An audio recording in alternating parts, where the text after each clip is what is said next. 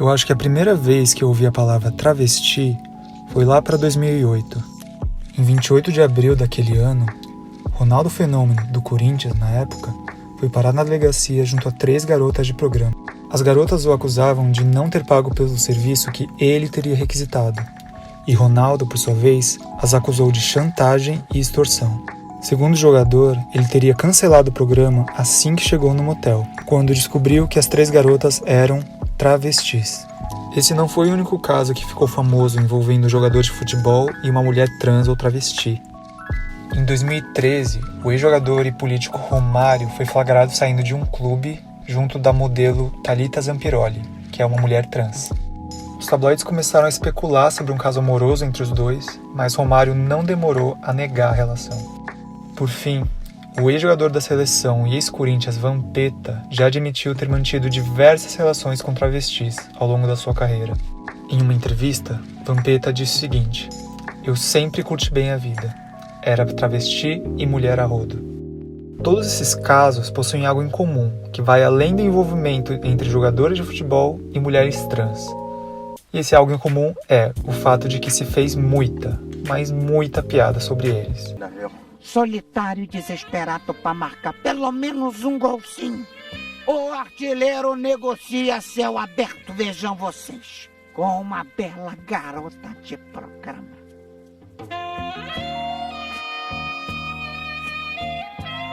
Nas ruas, ao saber que Thalita é transexual, muitos homens se surpreendem. Não, sim, não acredito nisso. Pô, olhando a foto assim, pô, marcou um golaço. Vamp, o Ronaldo já comentou alguma coisa com você a respeito dos travecos?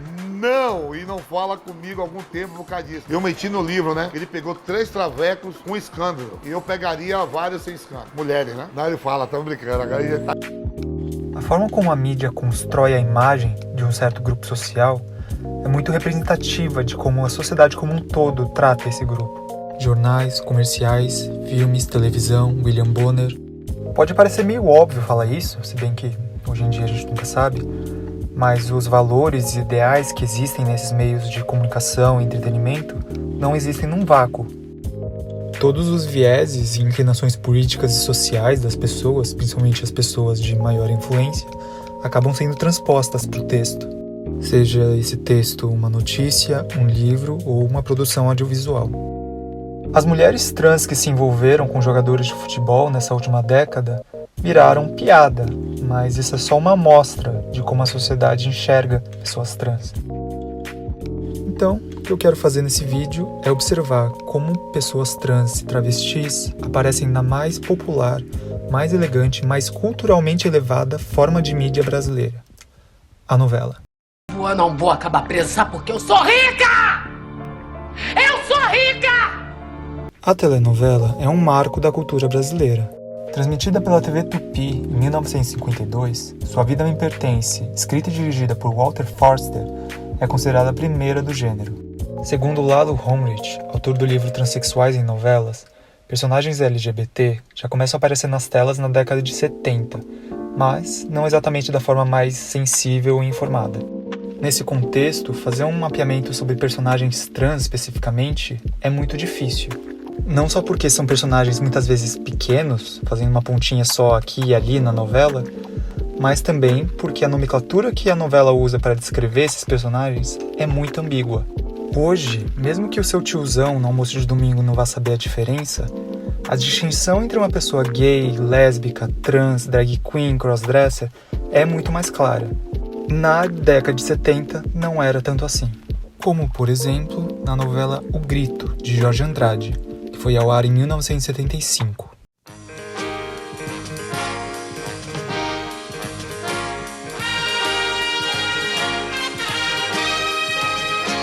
O foco da novela é a vivência no edifício Paraíso, em São Paulo, e os conflitos e dramas pessoais de cada um de seus moradores.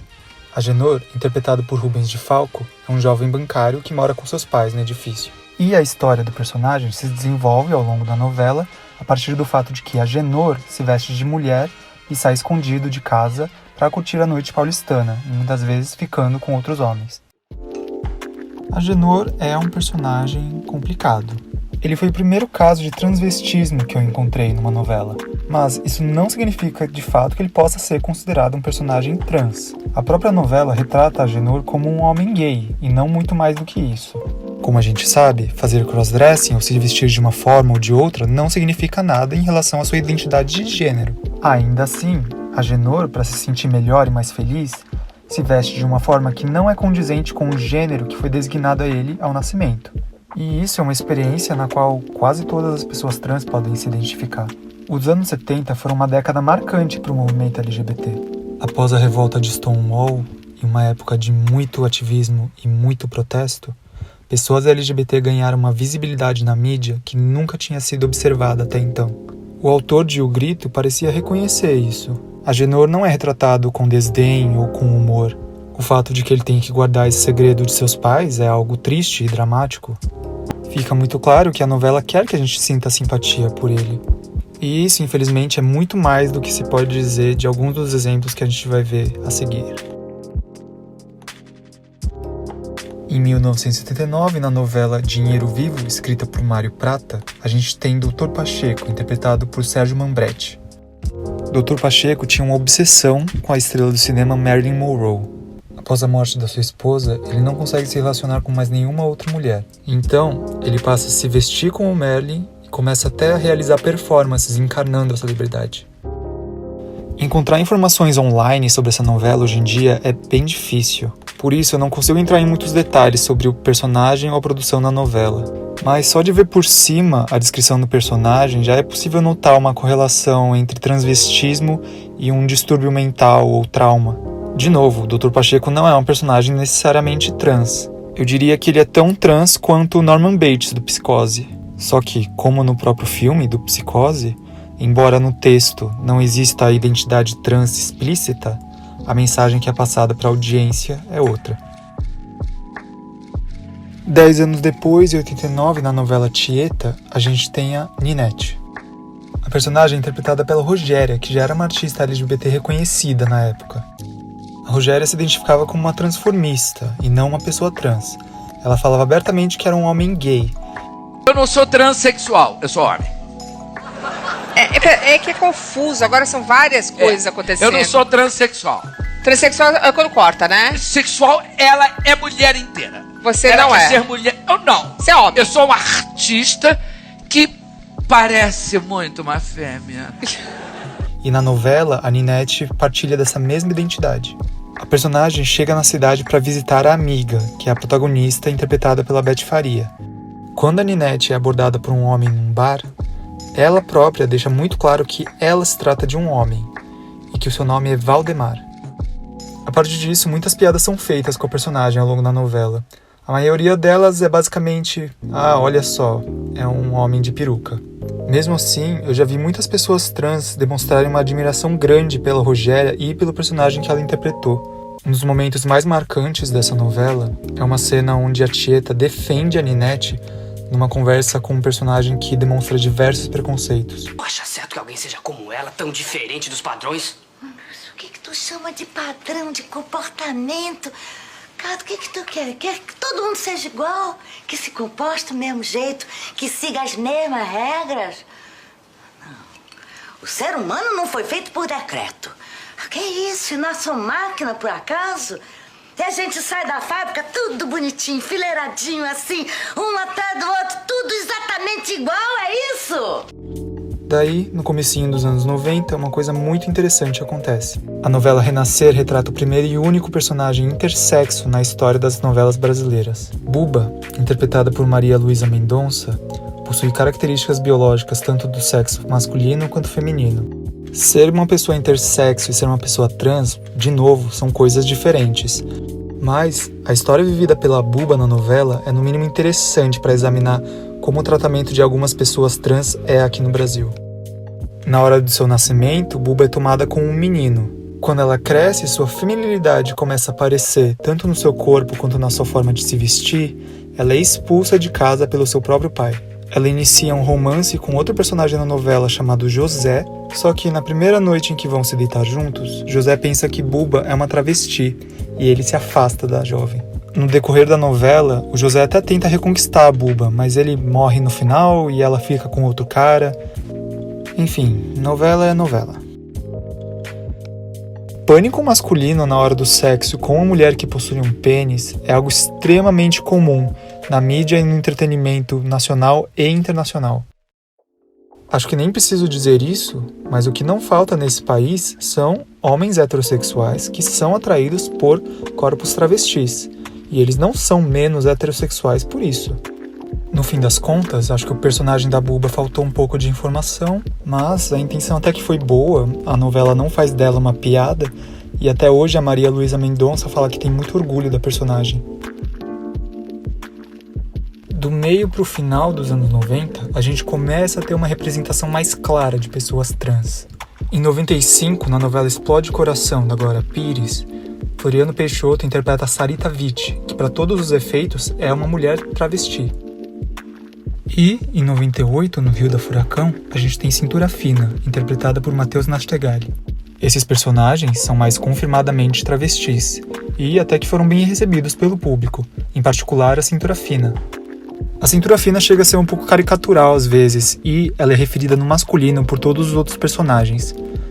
Mas é o Matheus Nastegali, ele é um ótimo ator, a gente gosta dele. Fazer o quê? Tudo quanto é de homem nos meus pés e pisava muito em cima deles. Mas muito! Depois da virada do milênio, foi ao ar As Filhas da Mãe, do Silvio de Abreu, no ano de 2001, onde Cláudia Raia interpretou a mulher trans Ramona. A personagem passa anos fora do Brasil e depois retorna ao país surpreendendo a família, se identificando como uma pessoa trans. Fazendo pesquisa sobre essa novela, eu me deparei com vários artigos dizendo que Ramona seria a primeira mulher trans numa novela brasileira. Isso supostamente se deveria ao fato de que na novela a Ramona realizou a operação para mudança de sexo, que é uma coisa que nenhum outro personagem tinha feito até então. Muitos desses artigos faziam uma distinção entre travesti e mulher trans, baseado nessa operação. Eu quero deixar bem claro que existem de fato diferenças entre travestis e mulheres trans, mas essas diferenças são pessoais e ocasionalmente políticas e sociais. Elas não têm nada a ver com biologia. Realizar procedimentos estéticos com uma pessoa trans ou travesti é meramente uma escolha pessoal. Por isso, ela não vai ser mais ou menos trans ou mais ou menos travesti porque ela resolveu fazer uma operação ou outra ou resolveu não fazer. Nesse sentido, a personagem da Cláudia Raia acabou sendo meio que um desserviço para essa questão. Esse discurso que ser uma mulher trans ou ser travesti depende da sua genitália acabou se propagando ainda mais. E isso dá para se notar até na escolha da atriz. Agora é uma mulher cis que está representando a personagem, sendo que no caso da Cintura Fina, por exemplo, era um homem cis. Por esse motivo, a personagem da Ramona é uma das que eu mais desgostei nessa lista inteira. Genitália ou operação nenhuma pode mandar na identidade das pessoas. E uma novela também não. E também tem o fato de que, na novela, um dos dramas principais da Ramona é que ela gosta de um cara que não quer ficar com ela porque ela é trans. É isso. E se o personagem da Ramona foi um desserviço, eu diria que as comédias do restante dos anos 2000 foram um grande retrocesso. Filmes da gringa como Mamãezona e As Branquelas fizeram um sucesso tremendo, inclusive aqui no Brasil. A partir disso, se criou uma moda extremamente teimosa nos filmes e na televisão de homens se disfarçando de mulheres para fins de comédia. Infelizmente, as novelas brasileiras não escaparam dessa moda, e existe uma lista bem extensa de personagens que se encaixam nesse arquétipo. Por exemplo, Os Ricos Também Choram, onde Hugo e Samuel encarnavam Josefina e Daphne. Bang Bang, também de 2005, onde Billy the Kid e Jessie James se disfarçavam de irmãs. Sete Pecados, de 2007, onde Mordomo Antero se disfarçava de Zizi, que por um acaso é um dos personagens mais populares dessa lista. E, em Morde a Sopra, de 2011, Elcio vira Elaine com o apelido de... ai meu Deus do céu... Pirulitona. Todas essas novelas retratam de uma forma ou de outra homens que estavam fugindo das autoridades e se disfarçam de mulheres para enganar as outras pessoas. Novamente, eu repito, nenhum desses personagens é trans. Só que, se você entrar, por exemplo, no Twitter de uma pessoa que se identifica como feminista radical, é muito provável que você encontre uma caricatura de mulher trans parecida com a desses personagens. Um homem que se veste de mulher para enganar outras pessoas. Essa é uma das imagens mais comuns utilizadas por discursos transfóbicos e que muitas pessoas acabam adotando e regurgitando para o seu círculo de influência. E essas pessoas vão desde o Zé Ninguém, vizinho da sua mãe, até uma certa escritora famosa, cuja contribuição para o mundo foi um funk ótimo de uns anos atrás. Rasta tabaca na vara, vai sentando na vassoura. Eita bruxinha rabuda, eita rabeta que voa. Eu acho difícil olhar essas novelas e as notícias da mesma década ridicularizando mulheres trans e travestis e não associar as duas coisas. Eu não estou dizendo isso em ataque aos escritores e atores que participaram dessas novelas. O que eu estou dizendo é que tudo faz parte de um mesmo processo. Um processo de humilhar, ridicularizar e desumanizar mulheres trans e travestis. Ai, ai. Dito isso, a gente segue em frente. Em 2014 foi ao ar Geração Brasil, com a personagem Dorothy, interpretada por Luiz Miranda. Segundo o próprio autor da novela, a personagem seria um passo importante para o tratamento de pessoas trans na televisão. Sobre ela, ele disse o seguinte: é uma mulher trans negra, rica, não marginalizada, assistente pessoal da protagonista e importante na trama. O problema foi: ninguém viu essa novela. Geração Brasil foi considerado um dos maiores fracassos da Rede Globo em toda a sua história. Eu tentei procurar cenas no YouTube, tanto da Dorothy quanto de qualquer outro personagem, e eu tive muita dificuldade em encontrar. Eu gostaria de opinar sobre a personagem, se ela foi bem escrita, se ela foi bem executada, mas acho que ninguém no Brasil consegue ter uma opinião sobre essa novela. E nesse sentido, Geração Brasil acabou sendo uma das mais democráticas e igualitárias dentre todas as novelas brasileiras, fazendo não só a personagem trans completamente invisível, como todos os seus outros personagens cis também. Então, em 2017, momento que todos estavam esperando, veio Ivan. Mesmo antes de A Força do Querer ir ao ar, já havia notícias de um personagem na novela que seria diferente de todos os outros personagens LGBT até então retratados na televisão brasileira. E isso se concretizou de fato. Ivan, interpretado por Carol Duarte, foi com certeza diferente de todos os outros personagens trans presentes em qualquer outra novela da Globo ou de qualquer outro canal. A primeira coisa que faz do personagem único é o fato de que se trata de um homem trans, que é uma identidade que até então não havia nem sido mencionada em uma novela brasileira. A segunda coisa é que ao longo de toda a novela nós acompanhamos o processo de transição de Ivan, desde o seu descobrimento até depois de ele se assumir. O personagem foi bem recebido, e o episódio em que ele se assume para toda a sua família como um homem trans foi um dos de maior audiência de toda a novela. Se você procurar por artigos na internet falando do personagem, é muito provável que você encontre relatos de pessoas trans que se identificaram com Ivan ou que usaram a novela para explicar para suas famílias sobre as suas próprias experiências no descobrimento como pessoa trans. Em diversos momentos de A Força do Querer, se usa um tom didático para se explicar questões da identidade trans para a audiência, o que chega a criar, às vezes, uma atmosfera meio forçada de comercial informativo, mas que, em última instância, é considerado como necessário, justamente para esclarecer dúvidas de uma audiência que talvez seja ignorante em relação a essas questões. Inclusive, essa foi a única novela de todas as outras dessa lista que teve, de fato, uma consultoria com pessoas trans de verdade. A Força do Querer e o seu tratamento de pessoas trans me faz ter opiniões conflitantes. Se por um lado o personagem de Ivan mostra um avanço na forma como enxergamos pessoas trans, ele também deixa extremamente evidente como o entretenimento brasileiro ainda é feito de pessoas cis para pessoas cis. A primeira coisa a se notar é que todos os personagens dessa lista, incluindo os que são confirmadamente trans, foram interpretados por atores e atrizes cis. A segunda coisa, que talvez seja um pouco mais discutível, é o fato de que Ivan é tratado como a experiência trans ideal. E com isso, eu quero dizer que o Ivan é a ideia de uma pessoa trans na cabeça de uma pessoa cis. O que não significa que pessoas trans de verdade não possam se identificar com o personagem. A questão é que a força do querer se propõe a tentar encapsular toda a experiência trans numa caixa bonitinha que possa ser palatável para a audiência cis. Só que pessoas trans são tão múltiplas e diversas quanto qualquer outro grupo de pessoas. Não é toda pessoa trans que se olha no espelho e parece sentir repulsa em relação ao próprio corpo. E nem toda pessoa trans passa por um processo doloroso e sofrido de transição. Se descobrir como uma pessoa trans pode ser um momento ótimo de uma felicidade imensa. E mesmo que na novela o Ivan tenha tido de fato um final feliz, eu acho indiscutível que a novela, em diversos momentos, parece tentar fazer com que a gente sinta pena dele.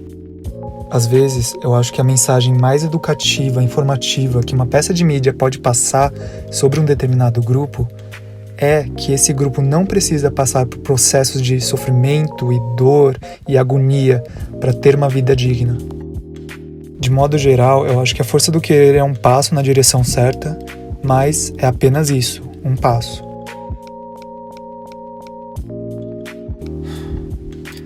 Segundo pesquisas da Associação Nacional de Travestis e Transsexuais e da ONG europeia Transgender Europe, o Brasil foi campeão mundial em assassinato de pessoas trans nos últimos 10 anos. A expectativa de vida de trans e travestis no Brasil é de 35 anos. E diversas pessoas trans, principalmente mulheres negras e pobres, são consideradas parte da população mais vulnerável do país. Andréia Albertini, uma das travestis envolvidas no caso de Ronaldo de 2008, morreu aos 22 anos de uma doença respiratória. Todos os jornais e artigos que encontrei noticiando a morte de Andréia se referiram a ela como um homem. A forma como pessoas trans são retratadas em novelas, ou filmes, ou séries, ou jornais, ou noticiários é apenas uma amostra de como nós, em sociedade, enxergamos esse grupo. Só que é através desses meios que uma grande parte da população tem o seu primeiro conhecimento do que é ser trans. E esse conhecimento é essencial para as pessoas trans, para a reivindicação de direitos políticos e de uma vida digna. É isso. Se você gostou desse vídeo, dá um like, se inscreve no canal, blá blá blá blá blá. Eu sou novo nesse negócio de YouTube, mas eu tô querendo levar isso pra frente, então toda ajuda é bem-vinda. Obrigado.